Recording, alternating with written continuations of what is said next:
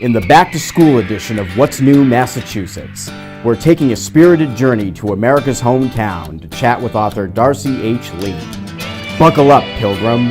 Yes, we're headed to Plymouth. Slotted to speak at the upcoming Plymouth Paracon on Friday, September 21st, Lee will discuss her book Ghosts of Plymouth, Massachusetts, and talk about the city's historic hotspots. What's New, Massachusetts? Here are your co-hosts Sam Baltrusis and Sharon Fillion. And welcome to the special back-to-school edition of What's New, Massachusetts. My name is Sam Baltrusis. I'm an author and journalist. Joining me is my lovely co-host, Sharon Fillion. Hi, Sam. So, Sharon, we're going to talk about Plymouth. Yes, and Plymouth is full of history. Absolutely. We got the Pilgrims. We have lots of things to do in Plymouth. Yes, now Plymouth is very special to you, particularly this September. Yeah, from September 21st through September 23rd, I'm producing the Plymouth Paracon, featuring all sorts of celebrities. We have John Zaffis, we have Tim Weisberg, we have the folks from Haunted Towns, they're going to be there. Oh my gosh, and what's really exciting, we have one of the celebrities right here. Darcy H. Lee, she's an author, fellow author with History Press, and she wrote an amazing book called The Ghost of Plymouth, Massachusetts. Now it's interesting because the book isn't really about ghosts and hauntings, it's really a historical narrative. Absolutely. Like my books, I write history books with ghost stories. So This book is very much in the same vein. Although people sort of like ghosts and learning about spookiness, but it's wonderful because it's a wonderful draw to get people in to learn about the history, in this case of Plymouth. Absolutely, and you do have a few scares along the way when you do these books, but the goal is to get the history correct, and she does a fantastic job with her book. Oh my gosh, and I can't wait to speak to her about her inspiration for writing the book and about other things that actually pertain to the book. Absolutely. So we're going to write a clip on the Plymouth Paracon coming up in September. Let's check it out.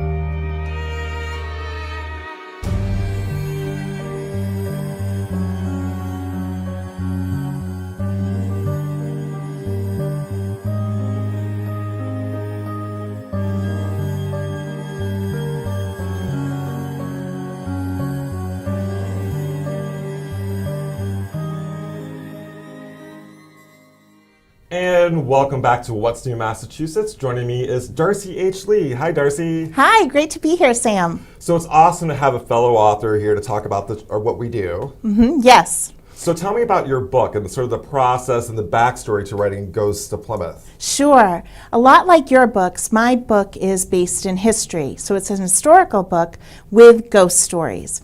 I used to travel around the world for business, and when I wanted to learn a little bit more about a community, I would go to a local bookstore and pick up a ghost story book or a folklore book because I really like the stories that stick around. When I moved to Plymouth, and I was working in the historical community, I looked around for a book about Plymouth ghost stories, and there wasn't one. So I decided when I had the opportunity, I was going to write that book, and I did. And it's award-winning. Yes, thank you. So how long was the process for you? Well, I worked in the historical community for about 12 years in Plymouth and lived there as well. So I collected stories that people would tell me about the different hauntings around town. And so for me, I wanted to get to the bottom of the hauntings and find out, could they really be true, tied to real people and true events? So what I did when I had the opportunity to write the book took about a year for me to gather everything together. But I did interviews, eyewitness interviews with people who had witnessed hauntings. I did my primary source research to find out if an accident or a murder could be tied to that particular haunting. I also did genealogical research to make sure that who the people we thought were haunting an area or a building could in fact be true. So that was really my process in researching behind the book. And then I gathered together historical postcards, vintage postcards to highlight the area. And also I had a photographer work with me, and so we have historically significant photographs in the book as well. And people don't realize, because I also write these books as well, how much work is involved. And the fun part really is the research. Yes. It's so much fun. So speaking of research, I'm sure that you had some paranormal experiences along the way. I did indeed. And I tried not to, because I wanted to be able to focus on interviewing individuals and get their stories out. But there was one particular place. It's a private residence in Plymouth. I brought my EMF meter along with me, and we had it out. We tested it against different appliances to make sure that we weren't getting the electronic signals from, say, a microwave or a refrigerator or an aquarium. And we talked about the different hauntings that were happening in their house and their experiences.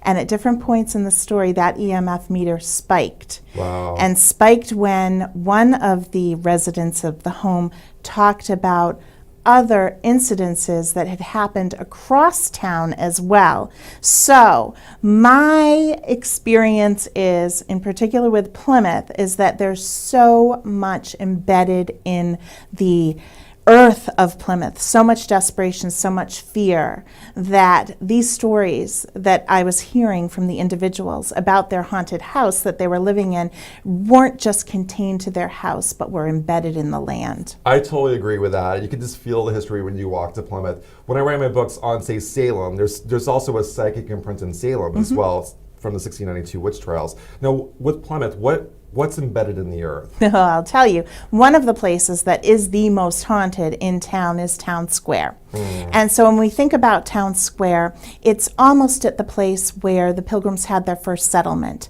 Now, just prior to the Pilgrims landing in Plymouth, there was a plague that decimated the Wampanoag, Pokanoket Native Americans that lived there. When the Pilgrims arrived, they arrived to white bleached bones on a cleared area that then they made as their home. So right then and there, the sickness, the illness, the fear, and the desperation of not being able to be well or care for your family and other tribes people, and then dying yourself, that's embedded in the ground.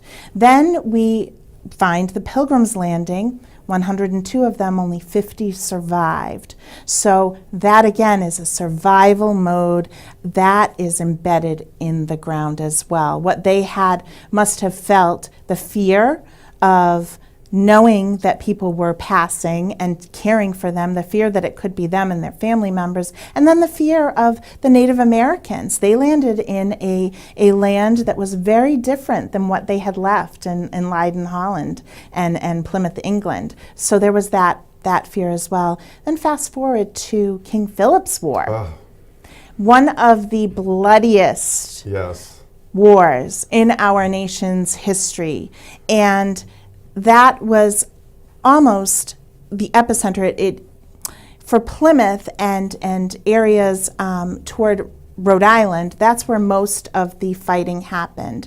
So there was a massacre at the Clark's Garrison in Plymouth where 11 women and children were killed during King Philip's War, and that was supposed to be one of the safest places. Now remember, too, that King Philip was the son of Massasoit, who was friends with the Pilgrims. Right. The Pilgrims had a peace treaty with Massasoit that lasted 50 years.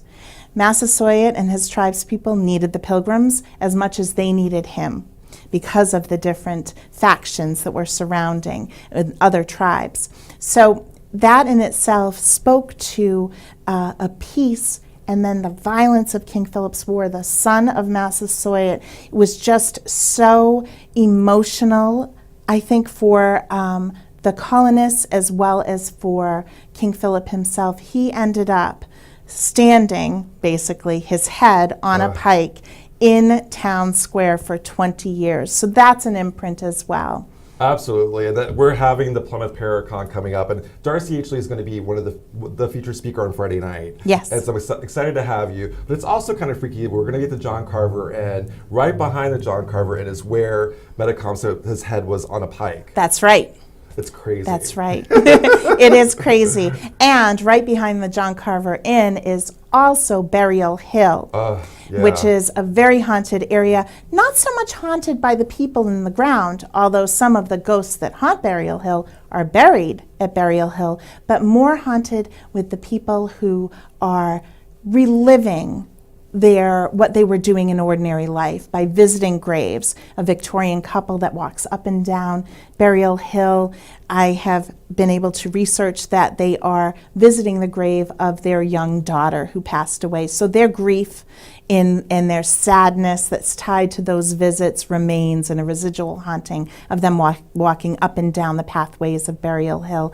In addition to Captain James McGee, who was the captain of the brigantine General Arnold, where 72 men perished in a horrible blizzard and ice storm out in Plymouth Harbor. They were laid out, frozen in grotesque positions in the 1749 courthouse in Town Square, and then many of them buried up at Burial Hill. So we do know that Captain James McGee visited their gravesite, and his is a residual haunting as well of Burial Hill. That makes total sense. I actually did some work with the Shirley Eustace house in Boston, and then McGee was actually an owner later in life of that house. Yes. So it's a weird tie there. Yeah. And he was also supposedly active at the Shirley Eustace house too. So maybe he visits the cemetery, Burial Hill, and then goes to his home in Boston. He could indeed. It's that imprint, that imprint of what they were doing in real life that remains, I believe.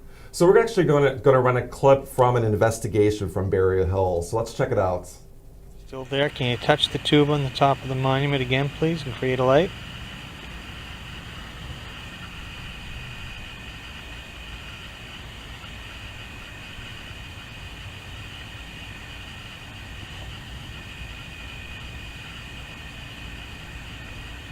Back with Miss Darcy H. Lee, the author of The Ghosts of Plymouth, Massachusetts. Thank you for joining us yet again. Thanks, Sharon. Now, you were just talking to my co-host Sam about Burial Hill.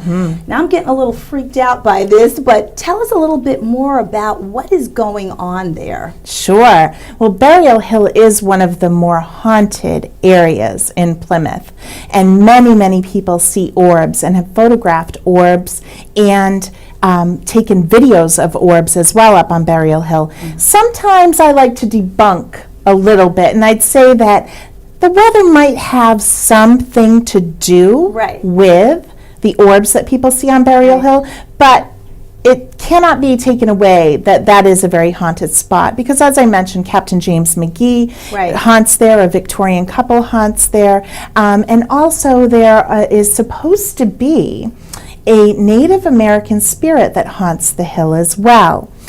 And that spirit doesn't like when people go up to Burial Hill and treat the area with disrespect. And there have been shrieks and limbs that have broken off of trees as a result of people doing that. They've experienced some horrors of their own. And that's a spirit that's trying to keep it a peaceful place. Wow, so much history there. Now, Burial Hill is located behind the John Carver Inn, where you're going to be hosting.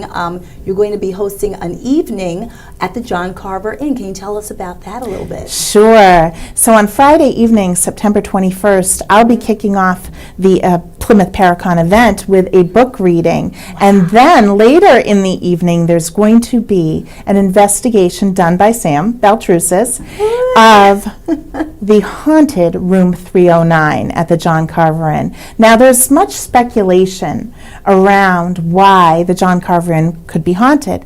I have learned in my research and writing the book, Ghosts of Plymouth, Massachusetts, that it's not just the room 309 that's haunted, but also the kitchen area. But why? Why is it haunted? Yes. Well, in the 1960s, Plymouth went through redevelopment like many, many cities and towns did at that time. Federal money was provided to rid the area of blight. At that time, there were 17th and 18th century houses that were in the neighborhood where the John Carver Inn is and where the Spring Hill Apartments are. They were razed, completely razed. Hundreds of years old were these homes. Oh my. Some say that one of the homes that was razed was the home where medical students lived. Now, there was a street named after Dr. Thatcher, who owned a lot of property in that area and on that street that has now been demolished and is where the John Carver Inn is sitting right now. So, would it be likely that there were medical students who needed to perform experiments on fresh bodies, fresh cadavers?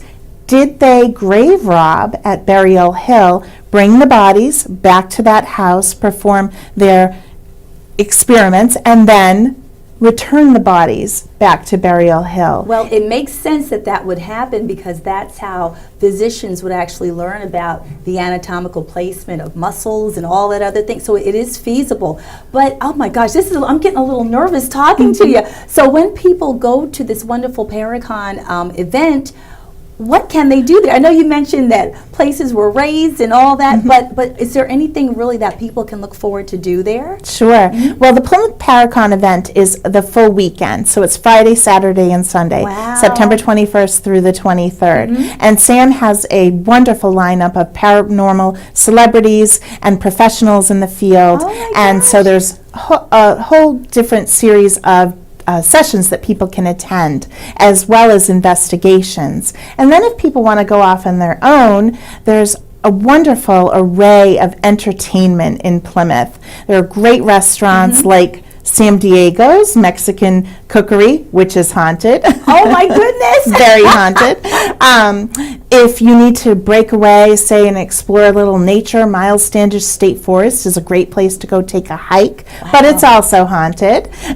But it seems like there's a lot to do and a lot to learn. But I wanted to ask you, have you ever gotten a little nervous or had any kind of intervening spiritual experiences while you were writing the book that actually frightened you? Sure.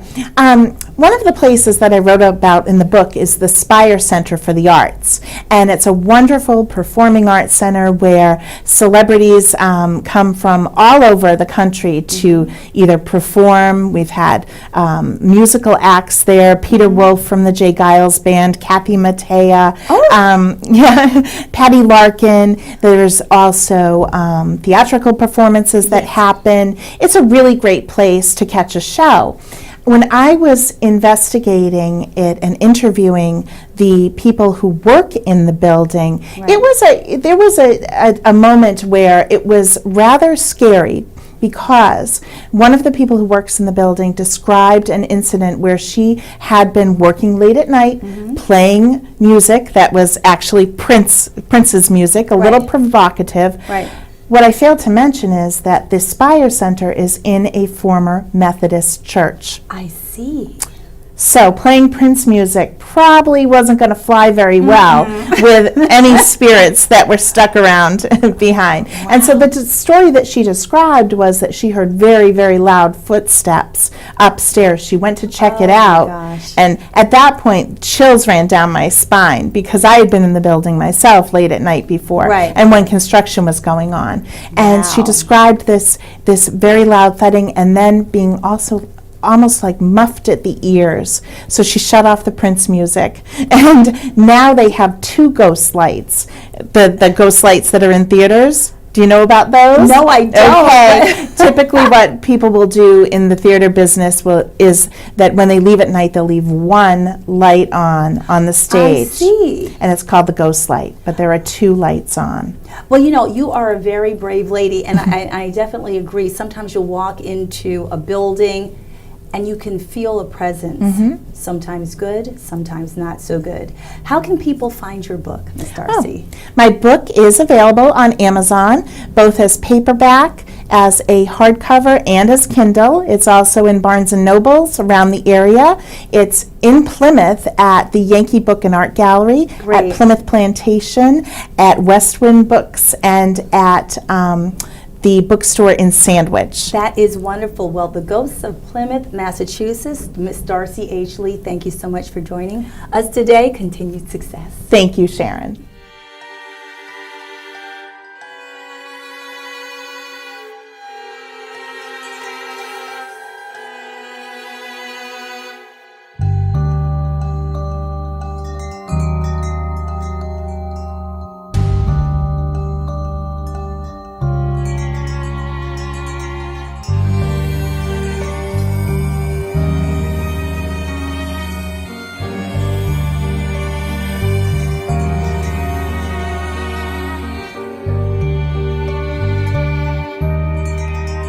And welcome back to What's New Massachusetts. Sharon, that was a great show. It was a little spooky, just getting the background from Darcy and how she wrote the books. Really fascinating. So I just finished my new book on Salem. So Oh my gosh. It's a huge, not only do you have to write the books, but you also have to promote the books. So there's a lot of stuff that goes along with writing these books Yeah.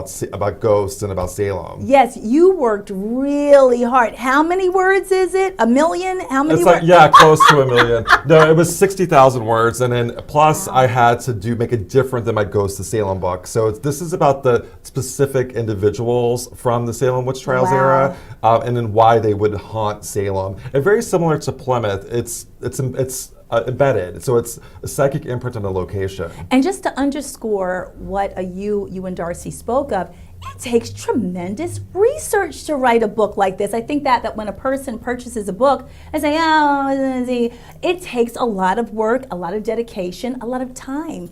So I really congratulate you for completing that. That is amazing. One of the questions that people ask are like, is it fiction? I'm like, no, it's not fiction. It's nonfiction. We interview people like journalists, and we talk to people, we do the research to find out if there's a backstory to the haunting. And Darcy H. Lee talked a lot about the backstory, which is Yes. so important to these books. And the tremendous time commitment. So I want to ask you, is there any portion of your latest book that kind of spooked you a little bit when you were researching? Oh, so it really is a lot of it's talking about the individual, so it's connecting. So I actually did have an encounter. I was at Proctor's Ledge, and I was, kind of, Proctor's Ledge is where they actually were executed. So we have 19 innocent people who were hanged for witchcraft in 1692. I was taking photos at Proctor's Ledge.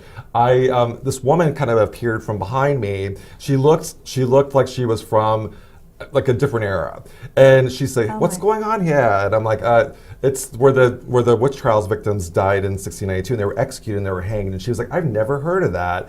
And I'm like, "How can you not have heard of the Salem witch trials?" Right, right. And then I was pointing to like sort of the specifics of the location, and I turned around and actually asked her before I turned around. I'm like, "What's your name?" And she's like, "Oh, my name is Sarah."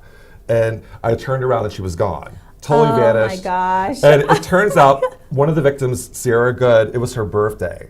Oh my God. So was that Sarah Good returning from the afterlife? I don't know. I'm nervous. Oh my God. I could never do this. Only you could. That is fascinating. So how can people find your book? Well, Wicked Good Books. Wicked Good Books is based in Salem. We did a segment there. We sure did. I just signed 40 copies of Wicked Good Books. The new one will be at Wicked Good Books too. It's called Wicked Salem. So Wicked Salem at Wicked Good Books. Easy to remember. And also that's close to the Salem Hotel. Absolutely. So we are going to actually run a clip on the Salem Hotel. We went there recently. Yes. So have a great month, everybody, and we'll see you next month on What's New Massachusetts. Bye. Bye.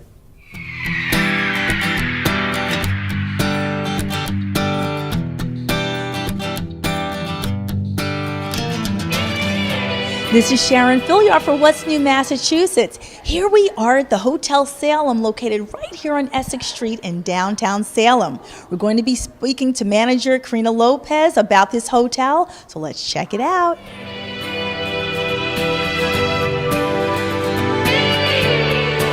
I am now with Miss Karina Lopez, the manager of the Salem Hotel, located right here on Essex Street in Salem. Thank you so much for joining us today. Thank you for having me. Well, what's interesting about this beautiful hotel, it's its real uniqueness. Can you describe a little bit about it? Yes, so the hotel was designed stemming back to its history as the Newmark department store back in the 50s and 60s.